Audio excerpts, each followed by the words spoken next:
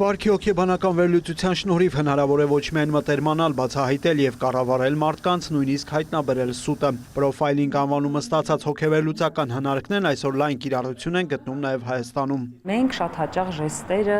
եւ տարբեր շարժումներ, կեցվածքներ երբ կիրառում ենք, հաճախ բաց ենք թողնում, որ դրանք կապ ունեն նաեւ ինֆորմացիայի բացահայտման հետ, որ դրանք կապ ունեն հաճախ ինֆորմացիայի 90 եւ ավել տոկոսի հետ, որտեղ հաճախ մարդը կարող է ասել բառը, մենք լսենք բառը, դա 5%-ն է, իսկ մնացածը կարող ենք պրոֆայլինգի միջոցով ստանալ անձի ավելի իրական կեցվածքը, ավելի իրական բնութագիրը։ Ինչպես հասկանալ մարդու վարքագիծը, մտքերն ու մոտիվները, առավել արդյունավետ հաղորդակցվել անձի հետ եւ հեշտությամբ ազդել նրա որոշումների վրա։ Միջոց է, որով հնարավոր է դառնում հարաբերություններում կիրառել հուզական ինտելեկտը, մերկացնել սուտը, մարդկանց կարդալ ոչ խոսքային մեթոդներով։ Պրոֆայլինգի միջազգային մասնագետ Սվետլանա Լեգատոն Երևանում է տարբեր ոլորտների մասնագետների համար բացահայտելու հոգեվերլուծական այս մեթոդի գաղտնիքները։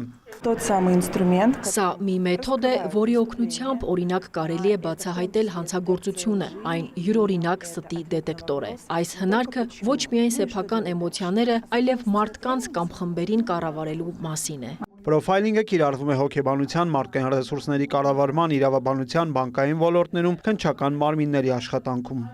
Բրույր Մկրտչյան, Ռոմիկ Խաչատրյան, լուրեր։